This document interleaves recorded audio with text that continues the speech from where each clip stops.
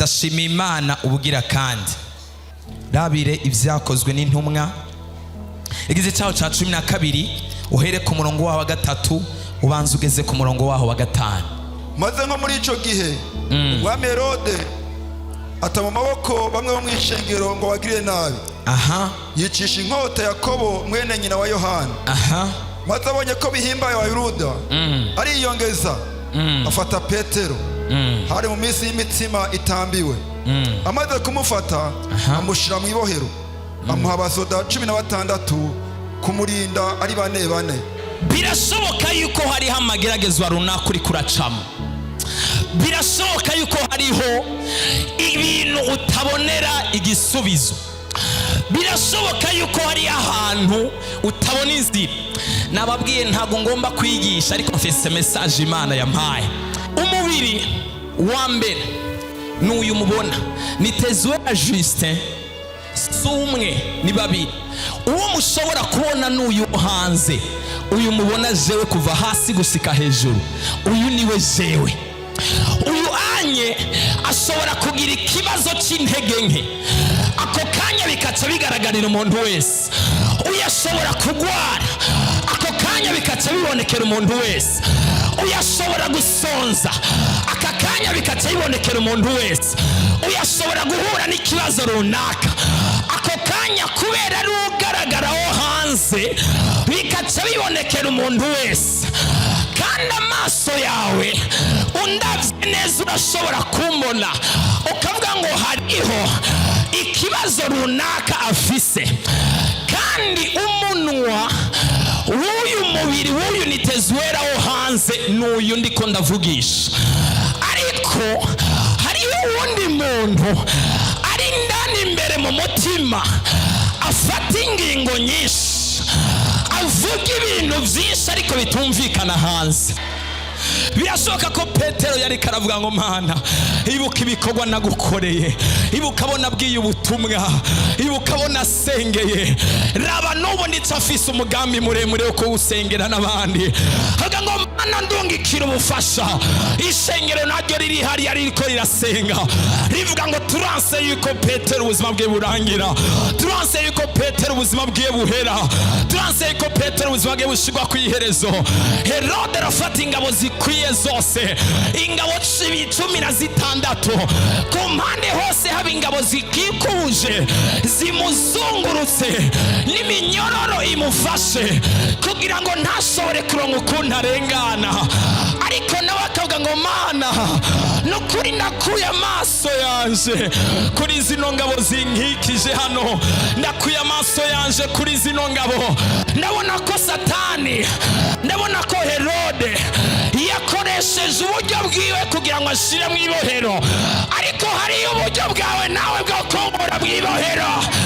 Imana ikoresha uburyo bwayo naho biriko birashika, ugakorera Imana wumva uri kuravunika, ugakorera Imana wumva umenga uri kuratakaza, ugakorera Imana wumva umenga uri kurahomba. Hoyaye, uko gukorera Imana kwawe si uguhomba. Hari ivyo bikorwa uri kurakora ari byo bishobora kukongera imyaka 20 cyangwa 30 yo kubaho. Birashoboka kuri kuriraba kavuga ni jewe ninda nindesho, jewe ufatiye kuho nkomoka, fatiye ku bihe ndiko ndacamwo, fatiye ku kuntu umeze, fatiye ku bihe byose ndiko ndabamwo. Ni gute vyogenda kunuko ukagerageza kudodora ku miryango runaka bikanga, mbere n'ikindi gihe ukagera ahantu uvuga ngo n'umuryango nododora sinzi ko bawugurura, ukanatinya kudodorako. Imana mu bufasha ishobora kukuronka munsi, Imana mu bufasha ishobora kukurongekira uyu munsi. Hariho nubwo kugutinyura ubwoba buhere, icyo wari kuratinya uyu munsi gishigwe kwiherezo. Imana ikabwira marayika ngo ni marayika, hari ukeneye kuja hariya mu biro runaka, hari ukeneye kugenda hariya, hari bikeneye gushika hariya, nawe wibereye ku mavi. Mana, narakoze ivyo nategerezwa gukora, naradepoje hariya na hariya, nakeneye ubufasha bwawe, rero nawe ukore, nawe fasha. Rungika marayika kwa runaka, rungika marayika kwa runaka, rungika ubushobozi bwawe kwa runaka. Wibereye mu nzu, ukumva amakuru ngo bya bindi bigenze uku nuko arantosha zataya. Ndumva mu isi imwe mirindi y'abamarayika bariko baramanukana ubufasha, kubera singekeranya intumwa y'Imana nishobora kumara iminsi yisonzesheje iriko irasenga ngo ubufasha bureke kumanuka. Nico gituma Imana yavuze ko ari ubufasha igiye kumanura. Marayika aramukangura aramubwira ngo you wake up, ubufasha bwamaze kuhagera. Ndibuka igihe kimwe Yesu ageze kumva ya Lazaro, yari yarakiriye amakuru menshi ko Lazaro yagwaye araremba kugera ku rugero gupfa. Amaze kuhashika aramubwira ngo waratebye cyane gose, ariko Yesu aravuga ngo naho bigaragara nkaho natebye, ubufasha bwanje iyo bwahageze ibintu biruguruka. Arere abosasa, hari ahantu Imana igaragara nkaho yagutebeje, ironke kubufasha bukudepane, bugufata ukuboko, bukuzamure, bwugurura imiryango, busenyura abadayimoni. Tera haleluya. Imana ishobora gukora ikintu kugira ngo ucumve ko ari iwawe, insecurity ikaguma ari yose, ariko Imana yamaze kurungika ubufasha, umutima wawe nutuze, hari ubufasha Imana irungika uyu munsi. Ndiko ndumva abantu 20 cyangwa 30 bari hano bariko barizera biteze ubufasha. I hear them. Hallelujah. Ndiko ndumva abagabo bagiye kwakira ubufasha muri kino kibanza. Ndiko ndumva abasore bagiye kwakira ubufasha muri kino kibanza. Ayaya, ndiko ndumva abagore bagiye kwakira ubufasha. Ndiko ndumva abakobwa bagiye kwakira ubufasha. Hari ubufasha kandi bwaziye ku gihe. Bwira mweza ati ntago birarangira mu izina rya Yesu. Iravuga ngo naho byapfuye ubufasha bwanje buhageze birongera kuba bizima. Yari yapfuye no kubora yaboze, abari babibonye bibaza ngo byarangiye, ariko ubufasha bw'Imana iyo bumanutse butuma ibintu byari biboneka imbere y'amaso y'abantu nkaho byarangiye, bamaze gushira ko akaburungu ka mbere, bisubira gutangura azero, bagasubira kwiga ibindi bintu bokora bishasha, bazoja kwiga izindi nama zo kugushira hasi. Imana yamanuye ibundi bufasha bwo kubashira hasi, ntago bazororanirwa mu izina rya Yesu. Ndungitse ubufasha ku mwana wa repentance, every child of repentance. Igituma ndababwiye bahagarara uko, hagarara hano hagati, mufata nuko, mwese mufata nuko. Hari ingabo utabonesha amaso ziriko zirakuzigaba. Yes. Naho ubona umenga uri wenyene, ntago uri wenyene. Bwira mwese ati ntago uri wenyene. Naho uraba ku ruhande ukabona nta kintu gihari, hari ingabo z'Imana z'ubufasha Imana yamanuye. Naho bariko barakura babona umenga birarangiye, hari ubufasha Imana yakumanuriye uyu munsi. Naho hari amakuru ariko arakubwira negativities, hari ubufasha Imana yamanuye, kandi ubwo bufasha bwiteguye kwica no gusenyura no kubomora no gusanzaza no gushwiragiza imyami yose y'isi y'umwijima. Tera haleluya. Imana yo mwijuru, ingabo z'amareka yarungitse mu mwanya wo gukorera iciza, zizana ubufasha bw'iciza mu izina rya Yesu. Mu mwanya wo kwica abadayimoni n'inama z'umwijima, zice zitababariye, ikintu cyose cyahagurutse kigomba gushira hasi ubuzima bwawe, zikure mu nzira inama z'abadayimoni. Ubufasha bw'Imana bukure mu bumana bwayo. Come on, tell hallelujah. Hallelujah. Ninavuga gende hariya, mwege mugende yagiye. Iyo agiye murajayo, murabyumva? Okay, wewe genda aho ushaka, ni mugende nugarukira hajya, ni mugende uko muramukurikira ngwino. Ubufasha bw'Imana, ingabo z'ijuru, ubufasha bw'Imana, uburizi Imana yo mw'ijuru, ubufasha bwayo bukuzunguruka imbere n'inyuma mu izina rya Yesu. ingabo z'ijuru zikuzunguruka imbere n'inyuma mu izina rya Yesu. Uburinzi bw'ijuru bukuzunguruka imbere n'inyuma mu izina rya Yesu. Mbega ibiva imbere bariko barabibona?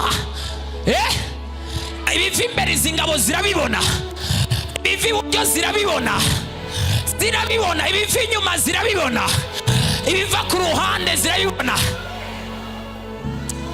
Hallelujah. Ubufasha bw'Imana manuka bukebuke, mumanuke bukebuke. Ubufasha bw'Imana ingo mumanuke bukebuke. Ubu ni ubufasha bw'Imana. Imanuka ubufasha bw'Imana, ubufasha bw'Imana. Aragiye ariko arazunguruka zeruguru, agiye kudodora muri biro, agiye gusaba akazi. Ubufasha bw'Imana, ubufasha bw'Imana. Aragiye kurondera akazi. Ubufasha Imana yarungitse. Garukira ngaho, ongera ugaruke kandi. Ubufasha bw'Imana, subira caho waciye. Ubufasha bw'Imana, heraba. Hari ubufasha Imana yamanuye. Haleluya, haleluya. Sindumva amena yawe y'inkomezi hano haruguru, sindumva haleluya yanyu. Gira mugenzi ati Imana ya repentance itubereye maso nihunikira kandi ntabwo isinzira, itubereye maso kandi hari ubufasha yamanuye uyu munsi. Harane basataya, reka ubufasha bw'Imana bugende bushire hasi Alexandria. Paulo asenga isengesho nk'iryo. Twe ushobora kuba atari uyo, ariko nawe ufise ibintu bimaze iminsi bikubuza. Iyo witereye intambwe imuje imbere, hari biza bikaguteza intambwe zitatu zo gusubira inyuma. Imana ibihagarika atambabazi mu izina rya Yesu. Ala sonteke ndinginga Imana uyu munsi ihagurutse ingabo zikomeye. Oya, ntago dushaka ko isubira ku ntirungike abasanzwe, kubera yuko ubufasha iza kurungika hano harimo abantu bakomeye cyane. You are great people, muri abantu bakomeye cyane gose, ariko hari ahantu mwugaraniwe. Hari ubufasha bw'Imana buje kubaduza kugira ngo mushobore kugira iyo mwategereza kugera. Imana mubwirani rero, abaza kugira uko abucumenya gahunda yabo, n'abaza kugira uko ucumenya gahunda yabo. Ababaza ko bameze uko bameze kuriya, ucumenya ukuntu ugendana nabo. Ndiko ndabona Imana itangura guhishurira abantu, ndiko ndabona Imana itangura gukora ku bantu. Imana iguhishurire abari ko baragira inama yo kugutega imitego mu buryo kiwe utaruzi, ariko muri ko mugendana kandi bagutwengera. Imana iguhereze kumvira. Umukozi w'Imana niyakubwira ikintu uzuronke impwemu yo kumwumvira mu izina rya Yesu Kristo Munyarazareti. Haleluya, haleluya. Abantu benshi ntibagera iyo bategerezwa kugera kubera batumvira. Abantu benshi ntibaba ico bategerezwa gukora kubera batumvira kandi badahanurwa. Iyo Isaka atari kumvira, birashoboka ko uyu munsi tutaba turavuga aya makuru yiwe, ariko yarumviye. Aravuga ngo icya mbere ni umukozi w'Imana, icya kabiri ni papa wanje, icya gatatu ni umuvyeyi Imana yampaye buryo bw'imhemu. Aravuga ngo okay, let's go. Aragenda, tugende. Urasa kuhabona bahashitse, atafata umugozi aramuboha. Isaka birashoboka yuko yari guca kubita ingumu. Papa nibiki gutanguye kumboha, nibiki nakoze iki? Ariko aravuga ni papa n'umukozi w'Imana, ibyo ariko anakora arabizi, aratekereza, arumvira. Imana idufashe cyane gose. Birashoboka ko yashobora kuba yari umusore ari muri generation yo gukura. Nawe yari umutama, Abrahamu yari umutama, yarakuze. Wewe wari kubona bakubosha amaguru n'amaboko, ukemera ko bakujyamika ahantu, kandi papa ikimazi kiri hehe? Tugende, nta gihari. Byanga bikuna cyo bwa mutama bamuroza agira nyitse, agira nkere. Iyi ni inkuru yabaye. This is a true story. Hariho umugabo umwe, uyo mugabo yari umugabo yiyemera, yakoresha ubushobozi bw'umwijima ku rugero rukomeye cyane, yakora mu kazi kandi gakomeye. umuntu wese yishizemo nabi uyo muntu byaba bimurangiranye. Yapfa kukwishiramo nabi gusa yaguharurira iminsi akakubwira ngo ndaguhaye iminsi 2 udapfuye waba ugwaye ingwara izotuma udasubira kuva mu nzu. Uwapfa kukwishiramo nabi gusa akakwiyumvira nabi ako kanya ibyawe byaba bikurangiriye ko. Arabikora igihe kirekire imyaka myinshi cyane gose ariko ntiyari bwahure n'umuntu ari mu bwiza bw'Imana. Imana yo mu ijuru igushire ku budahangagwa, ikumanurire bwa bufasha twabereka bugendana nawe mu kazi, bugendana nawe muri business. Abagendana uburozi n'ibiheko mu mifuko, abagenda bakenyereye ku biheko, abagenda baza guhiganirwa nawe ngo bahiganirwe ubutunzi runaka bitwaje ubushobozi bw'umwijima bibaza ngo baraza kukunesha, nawe babone nta kintu na kimwe wizaniye, ariko ufise za ngabo nabereka hano zitagaragara ariko zikora ibigaragara, ziriko ziragendana nawe. Arabababatekete zataya.